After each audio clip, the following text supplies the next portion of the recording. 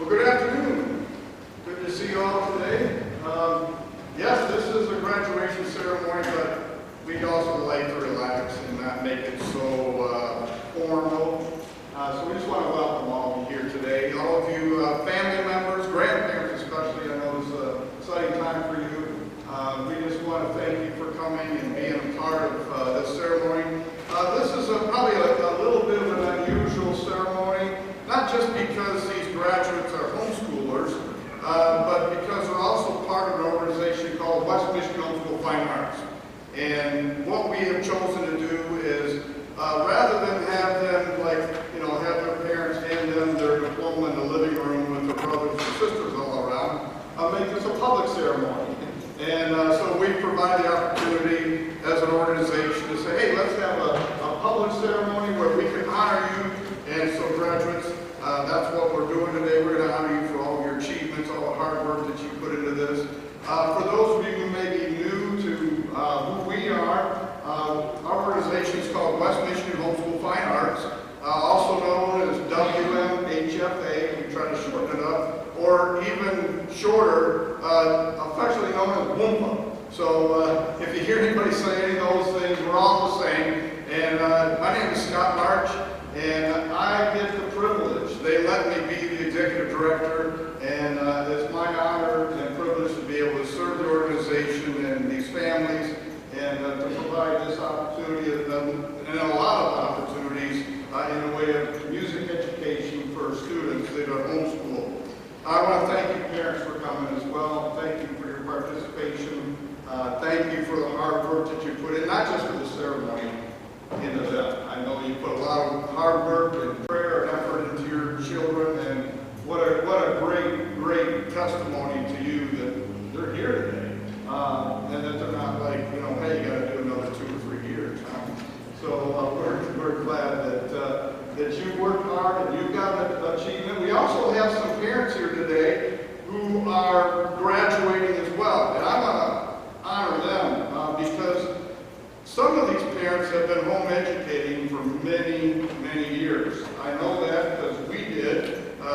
We were like 20 years from the start to the last of educating our children. And so if I could have our graduating parents stand, I want to recognize you that this is your youngest and your last child who is graduating.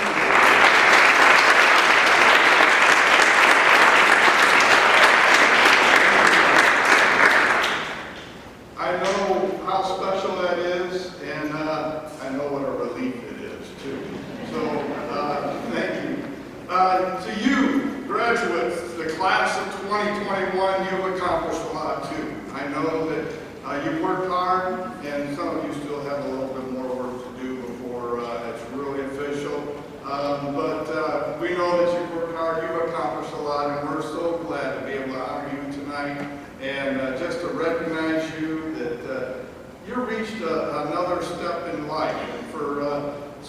old as me, you got a lot of stuff ahead of you. And if you're as old as Dr. Sawyer, it's even farther. Just joking. So you put a lot of work, a lot of perseverance, a lot of effort, and we're just excited to recognize you tonight. This is going to be a wonderful evening. We just want you to relax. Don't worry about how everything goes. It doesn't have to be perfect. It's just going to be a memorable evening that you graduated, you've made it, and it's an awesome time together. So be proud of what you've accomplished.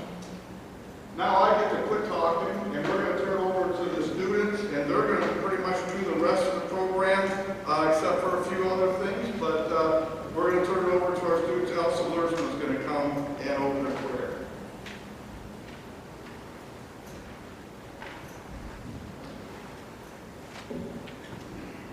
Okay, let's pray. Dear Lord, thank you for this exciting day and new step me and my classmates are taking. As we move forward with life, please guide our footsteps one step at a time. Help us be your light shining to wherever you call us to go. Thank you for our families who have come around us in the good and bad times and encouraged us to keep going. Thank you for your gift of the Bible, which has been our compass, telling us right from wrong, growing us closer to you. We praise you, Father, because you always are with us, and we are never alone. You have a plan for us before we were even born. Lord, give us ears to hear your voice and eyes to see you, so that we may carry out your plan. In your unfailing love, amen.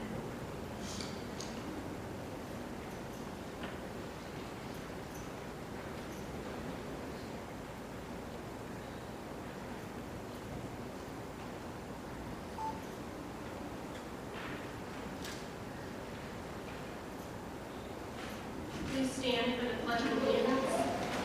You'll find an insert in your programs for both pledges, and it will be projected up on the screen. Pledge allegiance to the flag of the United States of America and to the republic for which it stands, one nation, under God, indivisible, with liberty and justice for all.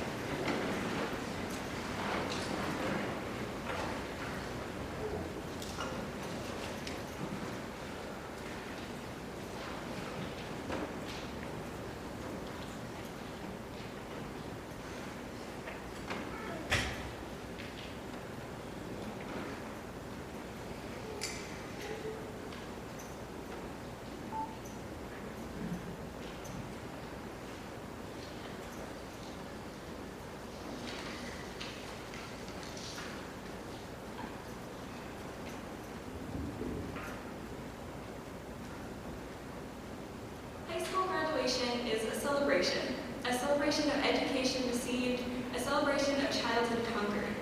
But it can also feel like the end of certainty. For every one of us, the future is uncertain. Our decisions will be tested, and we may not measure up.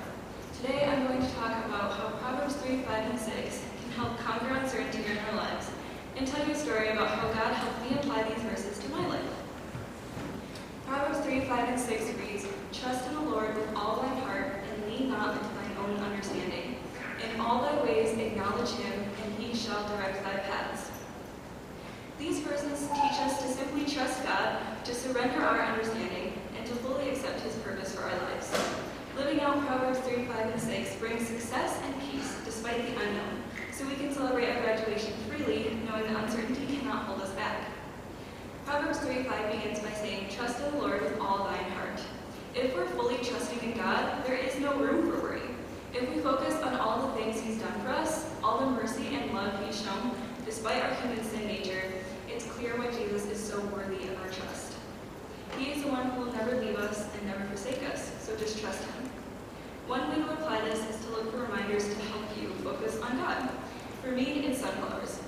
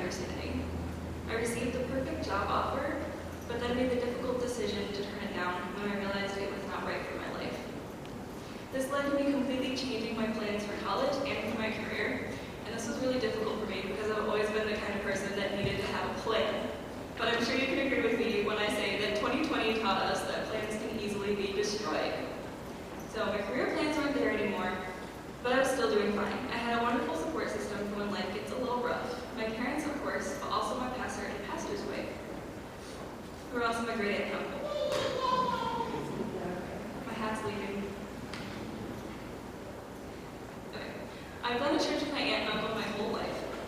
And when both my parents were working, my brother and I stayed with them 3 days a week, sometimes having sleepovers, playing games, or in my case, reading an endless amount of books. And I loved every minute spent with them. In more recent years, I remember that any time I was struggling with something, if I had any questions about something, Pastor would always say I was welcome to come over anytime. So despite life not going as planned, I had mentors in my life who were loving and constant. But then in November of 2020, my pastor went to the hospital for heart bypass surgery, and then he got COVID, one right after the other. He was fully on a ventilator for 4 months, and he continues to need ventilator support. So as one of my favorite people in the whole world in critical condition, the emotional highs and lows were intense, and so I can't even begin to imagine the emotional struggles that he went through and physical ones. And I found myself asking why. Well, Proverbs 3, 5, and 6 are my pastor's favorite verses, and they comforted me during the waiting and uncertainty.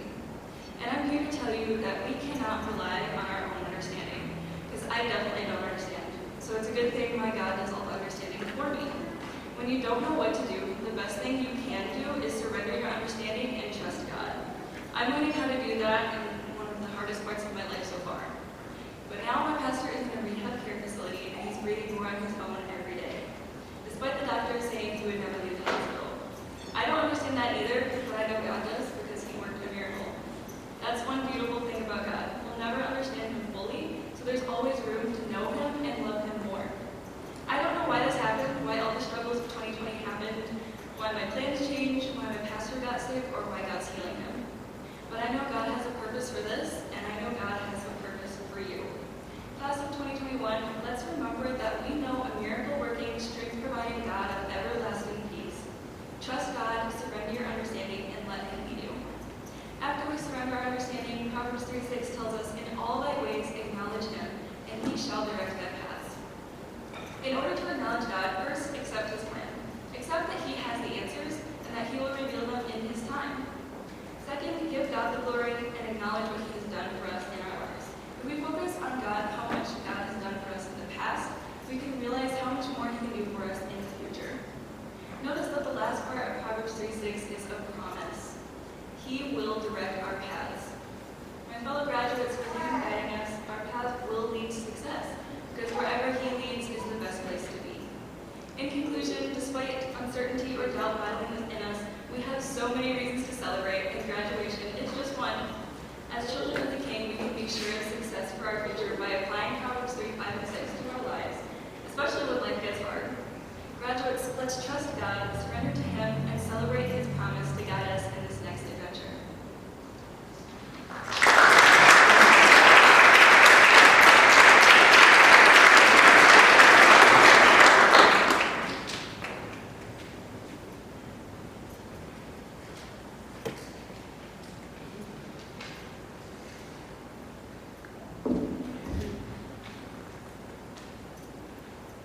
We are gathered here today to celebrate an achievement we should all be very proud of, because class of 2021, we did it.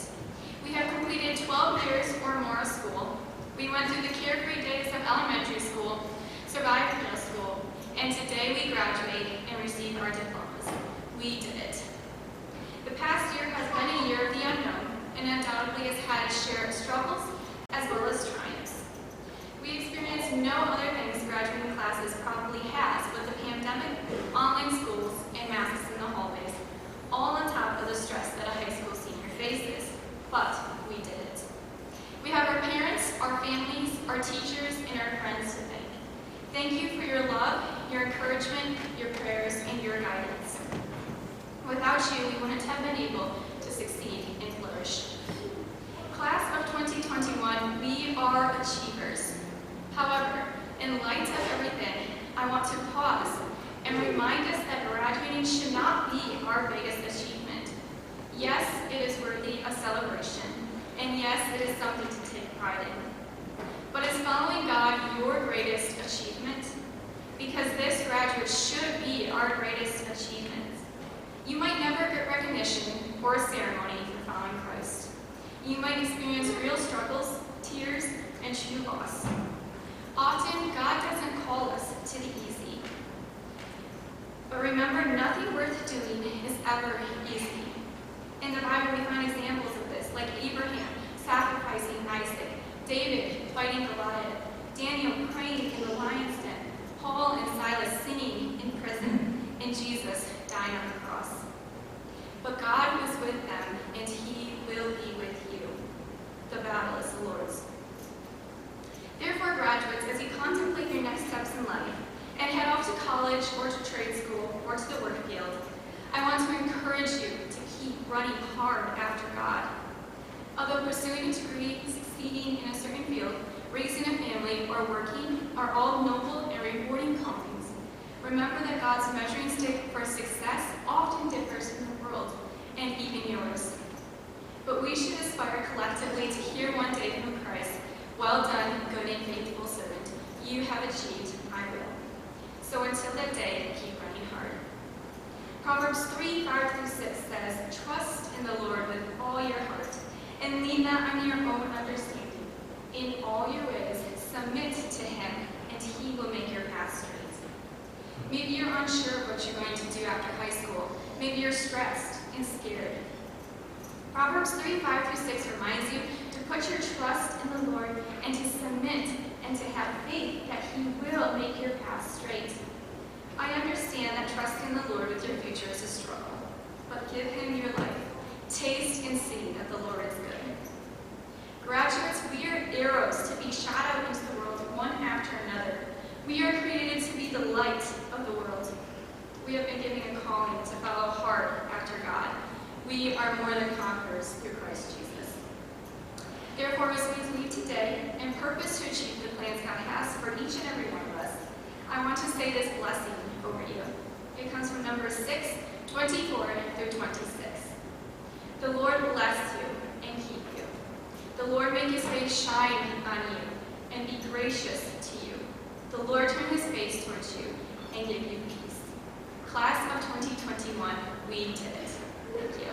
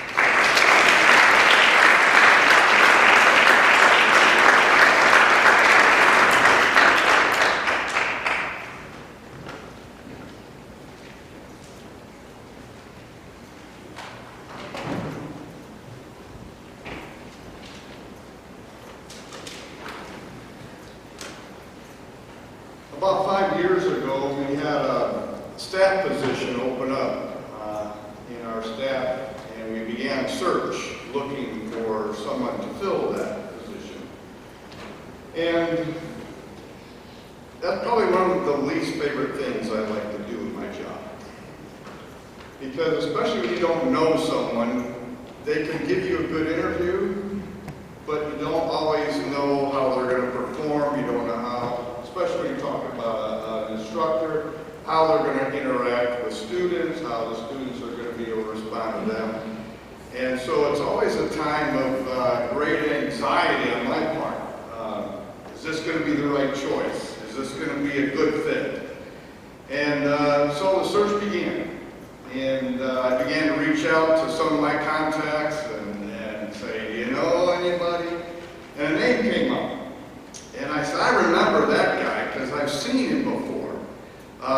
He probably doesn't have a clue who I am, but I had watched him at some different events that we had been involved. One of those was at Soul Ensembles that we had been involved in with Michigan School and Band Association, Band Orchestra Association. And I watched this man interact with students, and I was told that he had recently retired. And I go, good, we're not looking for a full-time, we're just looking for someone who can come hang out with us once in a while, once a week. And so I reached out to him, and that was 5 years ago. And when he told me that, I was really, it's like, really? I thought it was like 2 years ago. And but our guest speaker tonight is one of our staff members. What an honor to be a teacher and to have the students say, we want him to speak at our graduation. And so he's been with us for 5 years, but not before spending over 40 years in education and teaching students, and even tried his hand at being a principal. He went back to teaching music. So he's also been married for almost 40 years, and he's looking for ideas on what to do for his 40th anniversary. So those of you that have ideas, you can feed in his way. And he and his wife have one son. And so it's my privilege to introduce to you not just one of our employees, but one of my friends, Dr. James Sawyer.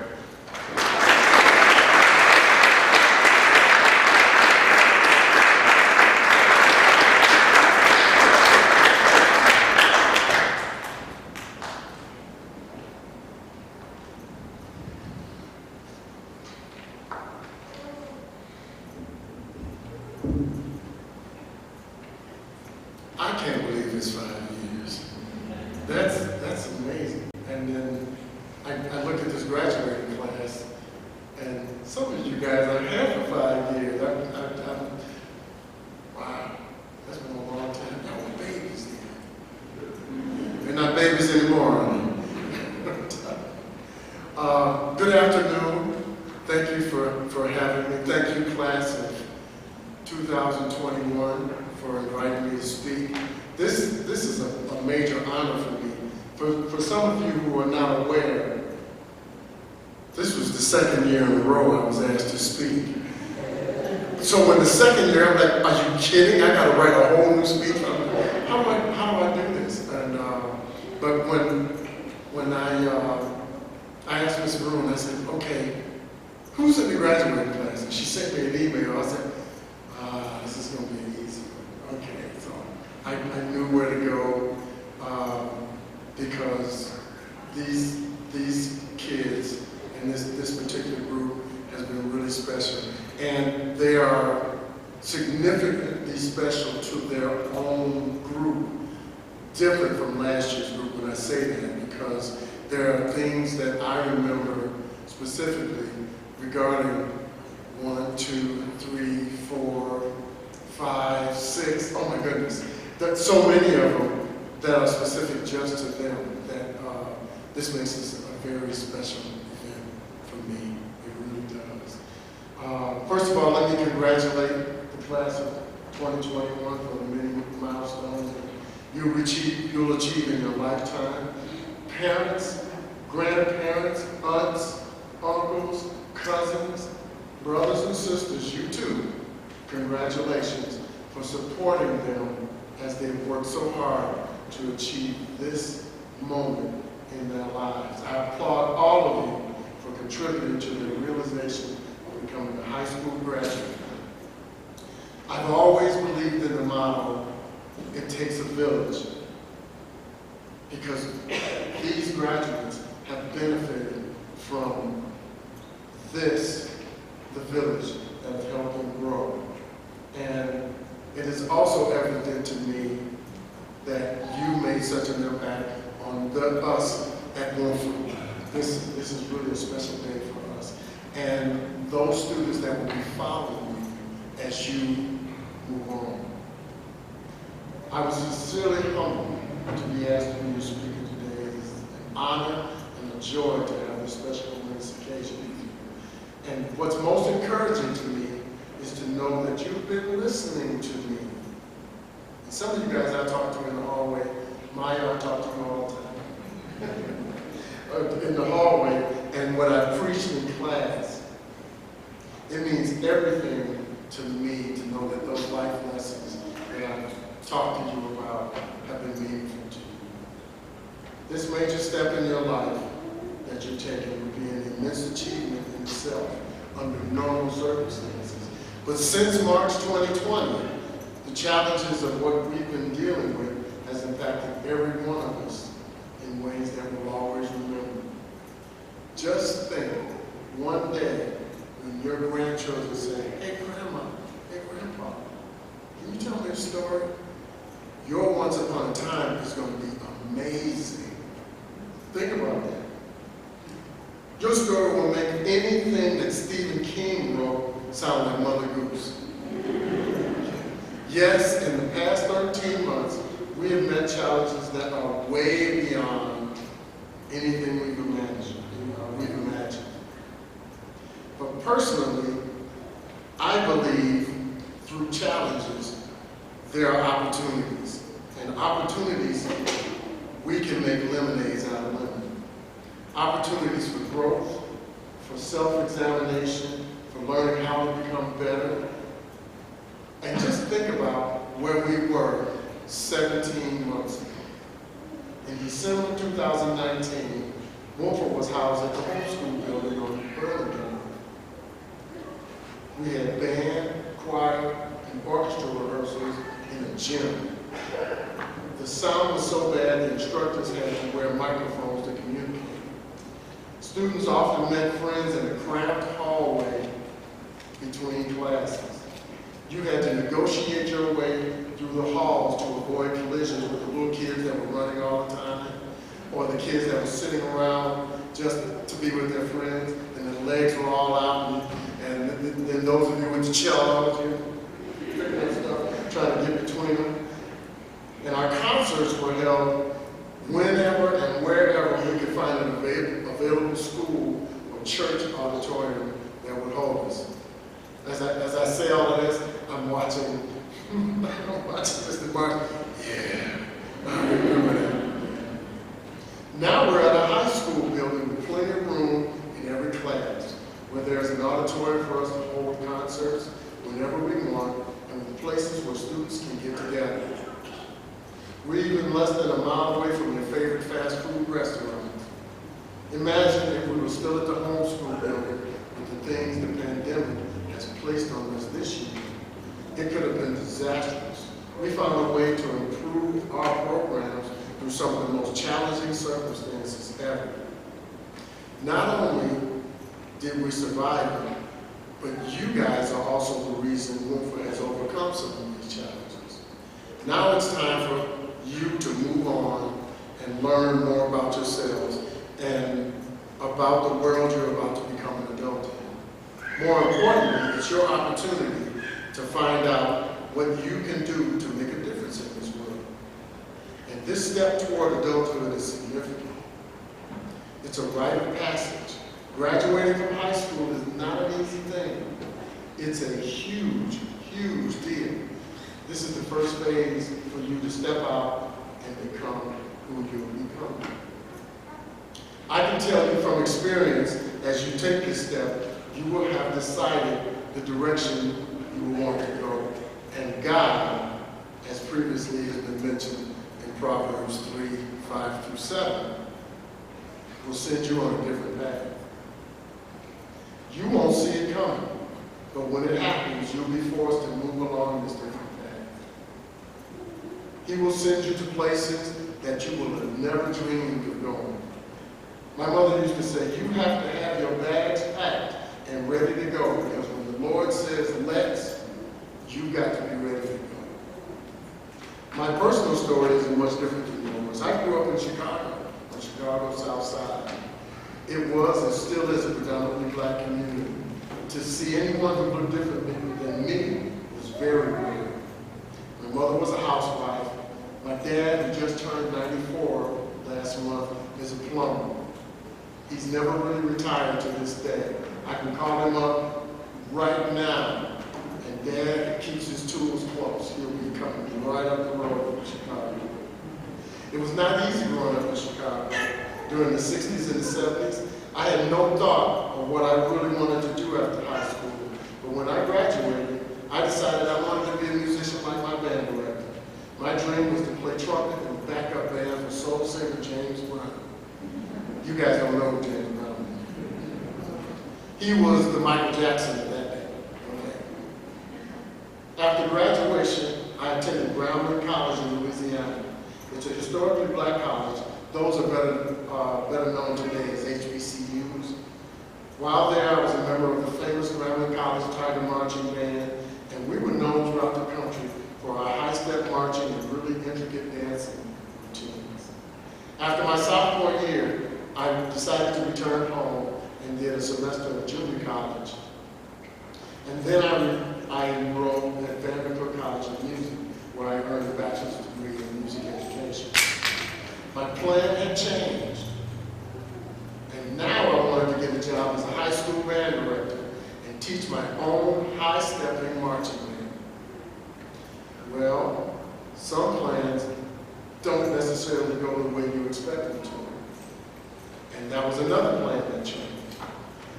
After graduation, I spent a year teaching music part-time and substitute teaching in the Chicago Public Schools and being a freelance musician. It was frustrating that my plan wasn't working out. I couldn't find a job. I couldn't go where I wanted to go. And I had no idea how I was going to get there. One day, I went to visit one of the professors at Vanderbilt College of Music. And during my talk with him, he asked had I considered going back to school and working on a master's degree. I looked at him like he was nuts. I said, I'm ready to get a job, make some money, move on. He got none. He said, have you thought about going to the University of Michigan? True story, my first move was to go. Who are you talking to? He said, I'm talking to you. He said, you need to go back to school, and the University of Michigan is a great school for you to attend. So let me see. South side of Chicago, I know nobody that's attended the University of Michigan. The only thing I knew about Michigan was in November every year, I'd pull phone to beat Ohio State. That's all I knew. That hasn't been too frequent lately. He said, if I get you an audition, would you go? I said, yeah, Prof. Anything for you, you know.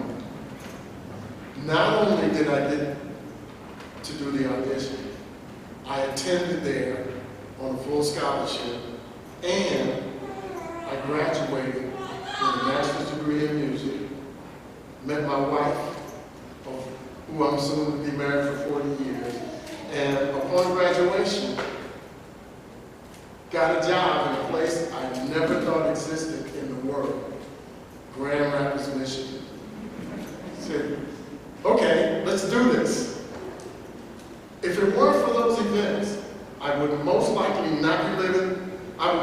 still be living in Chicago, where many of my friends are today. I would never have thought of moving to Michigan. There there would not be a Dr. Sawyer standing here speaking to you today. I wouldn't know you guys. That would have been bad too. That would have been really bad. But God placed me on a different path. And as I look back at the things that he brought me to, when he brought me here, I know it was definitely his plan for me to be here. Many things have happened since then, including my accepting the job here at Wilford, where I've met some of the most amazing people. Each of you will experience that destiny moment as you go forward. Somewhere along your path, God will present you with that choice. And you will have to determine for yourself, is this the way I should go? I've always believed that in making life choices, you have to do it through a specific lens. You must think them through and make sure that they're for the right reasons. It's important to make your choices wisely and to ask God for guidance. With that in mind, here are some guidelines to consider when making those choices. Always do what you know is right in your heart. Think all the way through your choices. Make good decisions. Avoid knee-jerk decisions. And some people who make choices without taking into account of others have made bad choices in their life. Think big picture. Think through the possible consequences that could occur. Make your choices with love in your heart. And when those choices are guided by love and by God, it will make the desired impact on everyone around you in ways that make your life totally fulfilled. Make choices that will help you make the world a better place. You have a responsibility to make a difference in the life of others. Leave your mark on this world by being the reason for someone to want to be like you. My mother once told me that we were here on earth to help other people. And I've lived by that creed all my life. As you move forward in life, make it your mission to reach back and bring someone along who can benefit from your influence. You know, there's always someone watching you, right? You've got a whole school that have watched you all these years, and they want to be like you. How you carry yourself, how you talk to people, how you encourage others in class, how you use your words. Think what you can do to make this world a better place for others around you. As you make your choices, find your passion and make it your application. My passion is teaching and making music. It is my vehicle for enriching the lives of the students I work with. Nothing is more fulfilling to me than watching my students grow and mature while they use music as a vehicle for growth. Music teaches life skills that help people to become productive citizens. In my teaching, I have a duty to help students make good choices and to become good decision makers. It's F natural, not F sharp, if you know what I'm talking about. I charge you with finding your passion. Find those things that you enjoy doing and make life better for you, and you'll never work again in your life. Regardless of the profession that you choose, make it what you love and be the best at influencing the lives of others. And this is a message for everybody. Support the arts at every opportunity. WMHFA provided you enormous opportunities for personal growth and for becoming the person that you are today. It has helped you to develop many of the skills that you have. Through the arts, you've learned problem-solving skills, language skills, social interaction skills, leadership, and you've developed the ability to be creative. Many of you have developed skills for thinking out of the box, and it cracks me up watching you think out of the box sometimes. This is an important life skill, though. It's important for solid decision-making and being able to think on your feet. If you become my heart surgeon, and I'm on the table, and you see something that's not right, and everything you've learned previously has told you to do things a certain way, but you decide, thinking on your feet, this is the best way. Those are skills that music and the arts have helped you to be able to pull together and become really good at. Don't think music, art, color guard, bell choir, all of those things. Oh, we just do that Because we love to do that. You did those things, and they made an impact on you, and you've learned from doing those things. Make sure arts programs are always available for children at every level of development. Support the arts whenever asked. When it comes time to vote, vote for local villages, including this Tuesday that's coming up.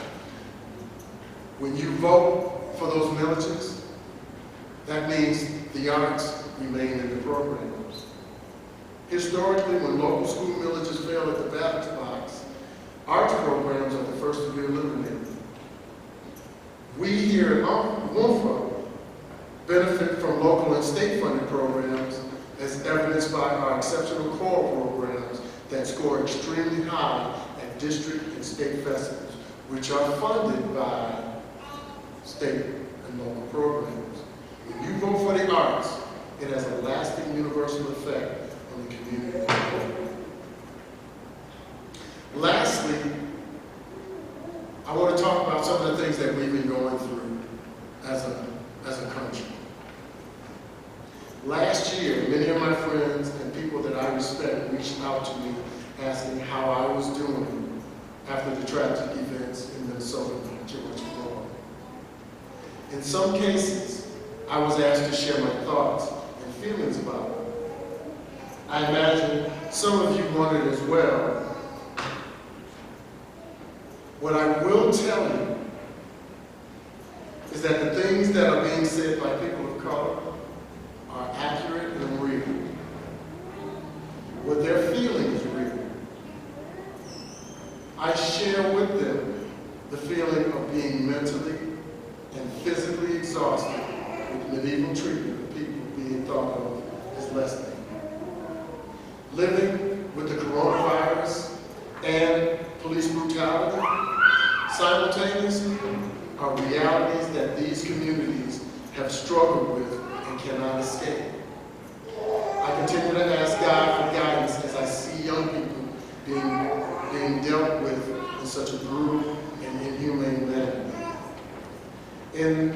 At the time, my thoughts were with my son, who lives in Brooklyn. As a professional musician, he carries his equipment on the streets and in the subways of New York City, where they struggle with the relationship between people of color and law enforcement. He could have been the one under the knee of that policeman, whose job is to serve and protect. But I struggle with most of all, how do I respond?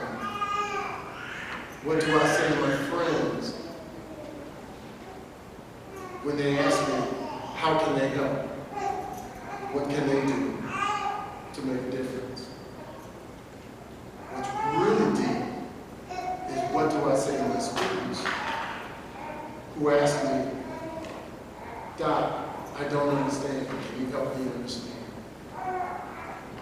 What I will tell you is this, and this is my message to you. When you see an injustice, don't be silent. Be part of the solution. If you're silent, that's complicit. This is your country too.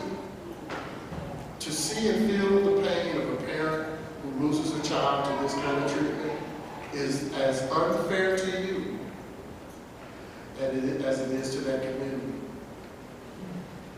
Last year, my church recited a litany of lamentations, an impassioned expression of grief and sorrow during the week of the George Floyd day. During the lamentations, after each statement the pastor made, we recited a prayer. Lord, breathe on us. Give us the courage not to be silent. I charge you with being an agent of change. Ask God for wisdom and for help in determining how to be a part of the solution. If you approach that question with love in your heart, the choices you make will be right and true, and you will make a significant difference in this world. This world will change because of you. Graduates, every one of you have the opportunity to do something that will make a difference in this world. Seize that opportunity. Be the change. Be the change agents our society needs, and let your passion for people guide your heart. Go out and change the world. Thank you.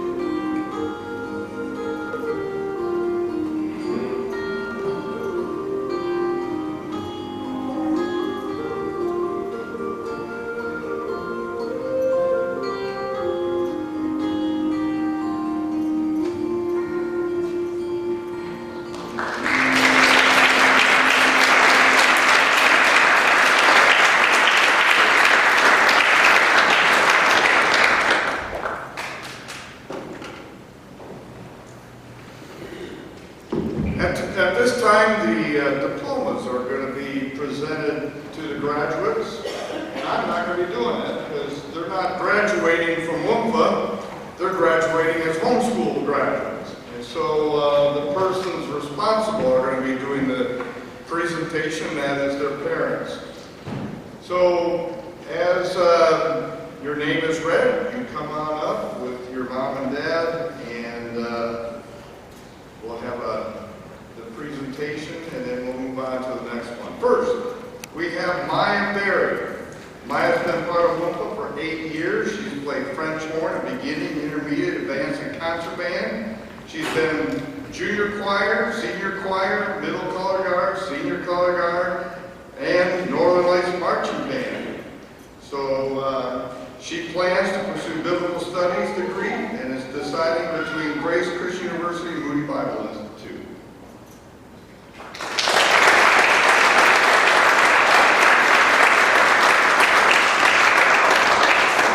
We have Liam Doyle. Liam has been in senior choir for 4 years, and he plans to attend Calvin University's Ready for Life Academy this fall. And he is open for whatever and wherever God leads him.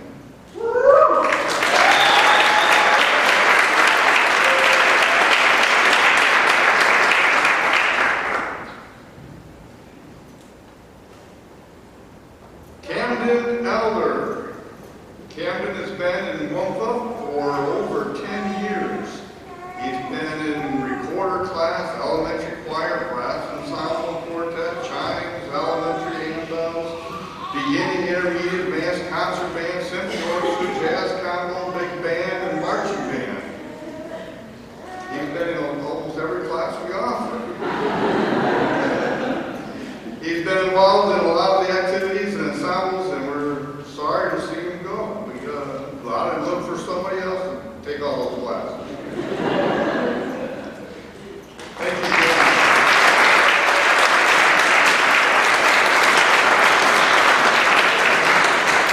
Andrea Gingrich. She has been part of beginning band through concert band. She's been in senior choir and woodwind ensemble, and has been in quite a few classes, and we're just so glad that she's been a part of us. She plans on attending a small Bible school in southern Indiana. After Bible school, she's not sure what she'll be doing, but she might get a job at a daycare or preschool, depending on what God has for her.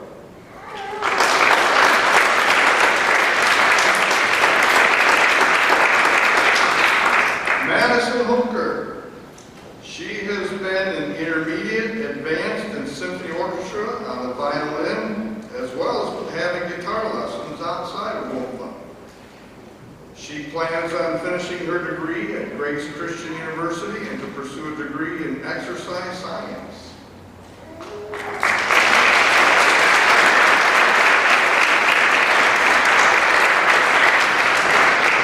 Elsa Lurtzman. She plays the oboe in concert band, but I know she's been in a lot of other bands besides that. She's been in woodwind ensemble and symphony orchestra, and she also plays her oboe in church as well. She plans on going into dog training and wherever else God leads her.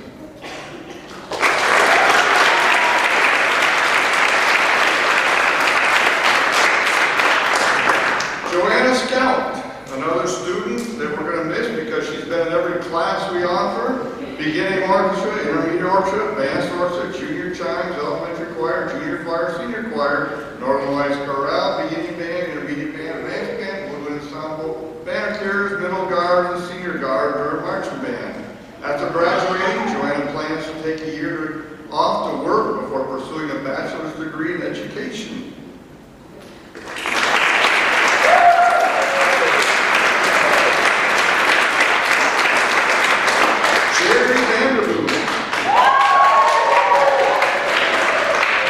She has been in WMHFA since she was 7 years old. She's been in recorder class, all 4 bands, elementary, junior choirs, woodwind ensemble, all the handbell classes, marching band, you name it, she's been in that class.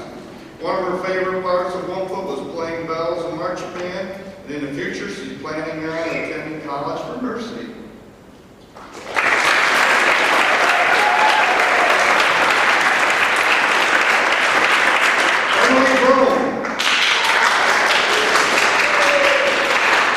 She plays the oboe, bassoon, English horn, and piano, and she's participated in all the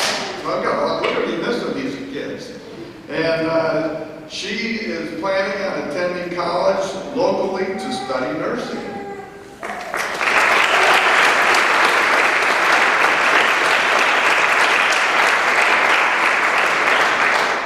At this time, Liam is going to come and offer a prayer.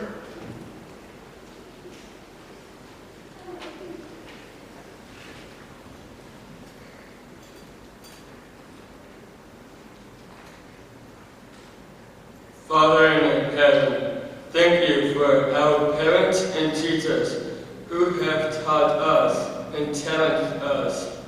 We are thankful for all the talents and skills you have given us. We pray that our hearts are well prepared to live faithful lives. Blessed all with your presence and purpose. Thank you for inspiring Mr. and Mrs. March to start this wonderful music program over 25 years ago. May we continue to give you glory through the gift of music all our lives. Bless all graduates as we begin the next chapter of our lives, full of hope, joy, experience, and presence. In Jesus' name, amen.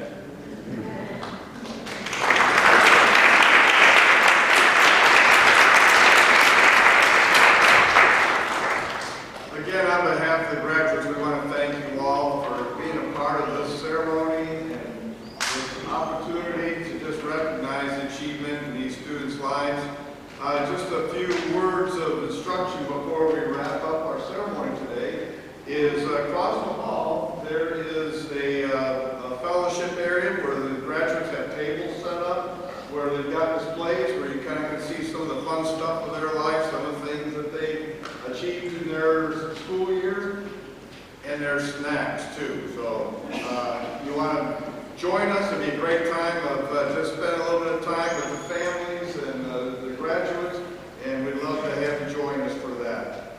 So we have plenty for everyone. We just invite you all to join us when we're done. All right, graduates, we're going to have you come on up here, if you would, and let everybody take a good look at you and get some pictures. You guys have made it.